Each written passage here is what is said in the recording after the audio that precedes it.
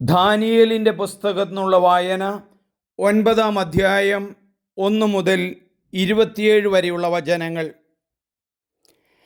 അഹസ്വേരൂസിൻ്റെ മകനും ജനനം കൊണ്ട് മേദിയക്കാരനും കൽദായക്കാരുടെ ദേശത്ത് രാജാവുമായിരുന്ന ദാരിയുസിൻ്റെ 1-ാം ഭരണവർഷം, അവൻ്റെ വാഴ്ചയുടെ 1-ാം വർഷം, ദാനിയേലായ ഞാൻ ജെർമിയ പ്രവാചകന് കർത്താവിൽ നിന്നുണ്ടായ അരുളപ്പാടനുസരിച്ച് ജെറൂസലേം നിർജ്ജനമായി കിടക്കേണ്ട 70 വർഷങ്ങളെക്കുറിച്ച് വിശുദ്ധ ലിഖിതങ്ങളിൽ വായിക്കുകയും അതിനെപ്പറ്റി ചിന്തിക്കുകയും ചെയ്തു. അപ്പോൾ ഞാൻ ചാക്കൊടുത്ത് ചാരം പൂശി ഉപവസിച്ച് ദൈവമായ കർത്താവിനോട് തീക്ഷ്ണമായി പ്രാർത്ഥിച്ചു. ദൈവമായ കർത്താവിനോട് ഞാൻ പ്രാർത്ഥിക്കുകയും ഏറ്റുപറയുകയും ചെയ്തു.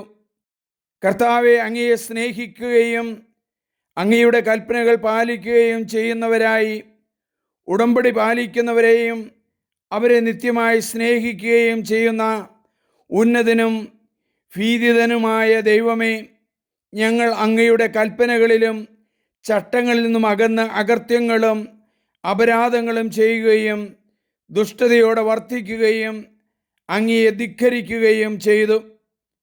ഞങ്ങളുടെ രാജാക്കന്മാരോടും പ്രഭുക്കന്മാരോടും പിതാക്കന്മാരോടും ദേശത്തെ ജനത്തോടും അങ്ങയുടെ നാമത്തിൽ സംസാരിച്ച അങ്ങയുടെ ദാസന്മാരായ പ്രവാചകന്മാരുടെ വാക്കുകൾ ഞങ്ങൾ ചെവിക്കൊണ്ടില്ല. കർത്താവെ, നീതി അങ്ങയുടേതാണ്. എന്നാൽ ഞങ്ങളുടെ മുഖത്ത് അങ്ങേക്കെതിരെ ചെയ്ത വഞ്ചന നിമിത്തം അങ്ങ് വിവിധ ദേശങ്ങളിൽ ചിതറിച്ചു കളഞ്ഞ യൂദായിലെയും ജെറൂസലേമിലെയും നിവാസികളുടെയും സമീപസ്ഥരും ദൂരസ്ഥരുമായ ഇസ്രായേൽ ജനത്തിൻ്റെയും മുഖത്ത് ഇന്ന് കാണപ്പെടുന്നത് പോലെ ലജ്ജയാണ് നിഴലിക്കുന്നത്. കർത്താവെ, അങ്ങേക്കെതിരെ പാപം ചെയ്തതിനാൽ ഞങ്ങളും ഞങ്ങളുടെ രാജാക്കന്മാരും പ്രഭുക്കന്മാരും പിതാക്കന്മാരും ലജ്ജിതരാണ്. ഞങ്ങളുടെ ദൈവമായ കർത്താവെ, കാരുണ്യപൂർവം പാപമോചനവും അങ്ങയുടേതാണ്. എന്നാൽ ഞങ്ങൾ അങ്ങയോട് മത്സരിച്ചു.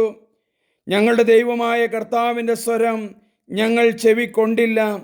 അവിടുന്ന് തൻ്റെ ദാസന്മാരായ പ്രവാചകന്മാർ വഴി ഞങ്ങൾക്ക് നൽകിയ നിയമം ഞങ്ങൾ അനുസരിച്ചില്ല.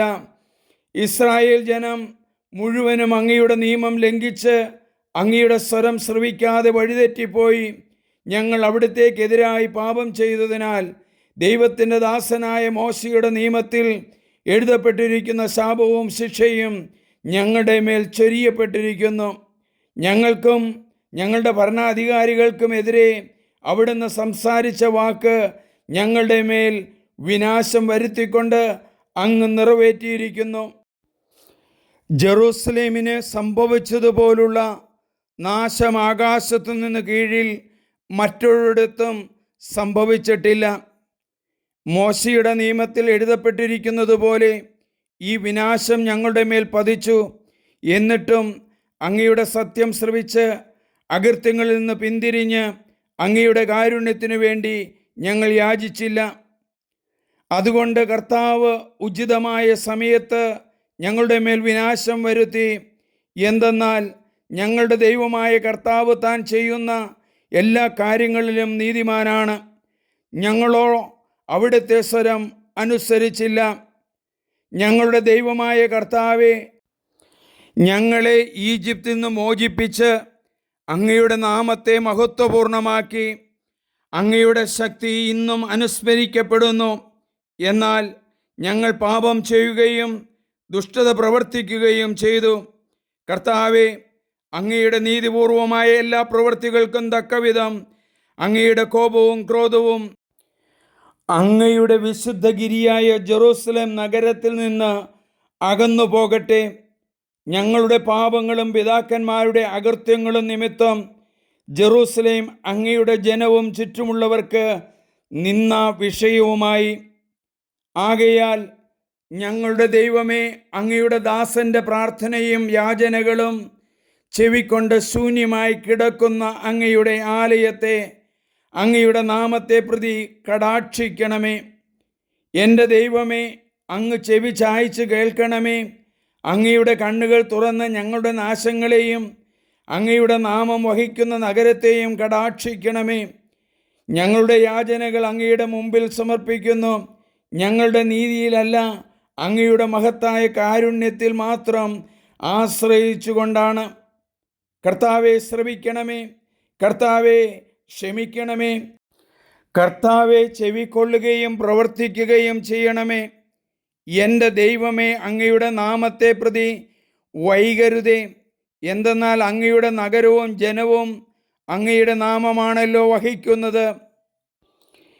എൻ്റെ ദൈവമായ കർത്താവിൻ്റെ സന്നിധിയിൽ എൻ്റെ ദൈവത്തിൻ്റെ വിശുദ്ധഗിരിക്കു വേണ്ടി എൻ്റെയും എൻ്റെ ജനമായ ഇസ്രായേലിൻ്റെയും പാപങ്ങൾ ഏറ്റുപറഞ്ഞ് ഞാൻ പ്രാർത്ഥിക്കുകയും യാചന അർപ്പിക്കുകയും ചെയ്തു.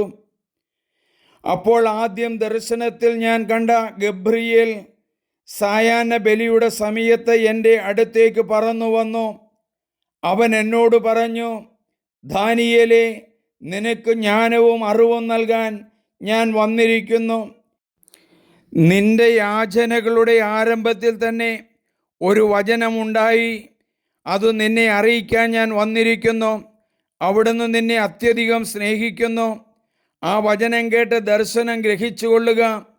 അക്രമം നിർത്തിവയ്ക്കുന്നതിനും പാപത്തിന് അറുതി വരുത്തുന്നതിനും കുറ്റങ്ങൾക്ക് പ്രായശ്ചിത്തം ചെയ്തതിനും ശാശ്വത നീതി നടപ്പാക്കുന്നതിനും ദർശനത്തിനും പ്രവാചകനും മുദ്ര വയ്ക്കുന്നതിനും അഭിഷേകം ചെയ്യുന്നതിനും വേണ്ടി നിന്റെ ജനത്തിനും വിശുദ്ധ നഗരത്തിനും വർഷങ്ങളുടെ 70 ആഴ്ചകൾ നിശ്ചയിക്കപ്പെട്ടിരിക്കുന്നു.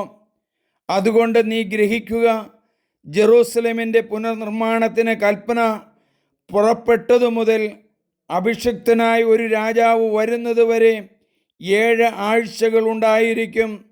തുടർന്ന് കഷ്ടത നിറഞ്ഞ 62 ആഴ്ചകൾ. അക്കാലത്ത് വിധികളും കിടങ്ങുകളും പണിയും. 62 ആഴ്ചകൾക്ക് ശേഷം അഭിഷിക്തൻ അകാരണമായി വിച്ഛേദിക്കപ്പെടും. പിൻഗാമിയായ രാജാവിൻ്റെ ആളുകൾ നഗരത്തെയും വിശുദ്ധ മന്ദിരത്തെയും നശിപ്പിക്കും. അതിൻ്റെ അവസാനം പ്രളയമായിരിക്കും. അവസാനം വരെ യുദ്ധമുണ്ടായിരിക്കും. നാശം വിധിക്കപ്പെട്ടിരിക്കുന്നു. ഒരാഴ്ചത്തേക്ക് അവൻ പലരുമായി ശക്തമായ ഉടമ്പടി ഉണ്ടാക്കും. പകുതി ആഴ്ചത്തേക്ക് ബലിയും കാഴ്ചകളും അവൻ നിരോധിക്കും. ദേവാലയത്തിൻ്റെ ചിറകിന്മേൽ വിനാശകരമായ മ്ലേച്ഛത വരും. ദൈവമൊരുക്കിയ വിധി വിനാശകൻ്റെ മേൽ പതിക്കുന്നതുവരെ അത് അവിടെ നിൽക്കും. നമുക്ക് പ്രാർത്ഥിക്കാം. ഇസ്രായേൽ ജനത്തിൻ്റെ ഇടയിലും യൂദായിലും ജെറൂസലേമിലുമെല്ലാം തിന്മ പെരുകിയപ്പോൾ അനുതപിച്ച് ദൈവത്തിലേക്ക് തിരിയുവാൻ ആഹ്വാനം ചെയ്യുകയും തൻ്റെ തന്നെ സ്വന്തം ജീവിതത്തിലൂടെ ദാനിയേൽ പ്രവാചകൻ അത് കാണിച്ചു കൊടുക്കുകയും ചെയ്തല്ലോ. ചാക്കൊടുത്ത് ചാരം പൂശി ഉപവസിച്ച് ദൈവമായ കർത്താവിനോട് തീക്ഷ്ണമായി പ്രാർത്ഥിച്ചു. തകർച്ചകളിലും നഷ്ടങ്ങളിലും വിച്ഛേദിക്കപ്പെടുന്ന അവസരങ്ങളിലും ഭവനമില്ലാത്ത അവസരങ്ങളിലും ഉപവസിക്കുകയും പ്രാർത്ഥിക്കുകയും ദൈവമായ കർത്താവിനോട് ചേർന്ന് നിൽക്കുകയും ചെയ്യുവാനുള്ള ശക്തമായൊരു നിർദ്ദേശങ്ങളും ശക്തമായ മാതൃകയും ഞങ്ങൾക്ക് നൽകിയ ദാനിയേൽ പ്രവാചകനെ പോലെ ഞങ്ങളുടെ ജീവിതത്തിനും ഞങ്ങളുടെ സമൂഹത്തിനും ഞങ്ങളുടെ കുടുംബത്തിനും മാർഗനിർദ്ദേശങ്ങളായി ഞങ്ങളുടെ ജീവിതങ്ങൾ തന്നെ മാറട്ടെ. അപ്പോൾ ദൈവമേ, അങ്ങ് കടാക്ഷിക്കും, അനുഗ്രഹിക്കും, രക്ഷപ്പെടുത്തുമെന്നുള്ള ബോധ്യം ഞങ്ങൾക്ക് നൽകണമേ.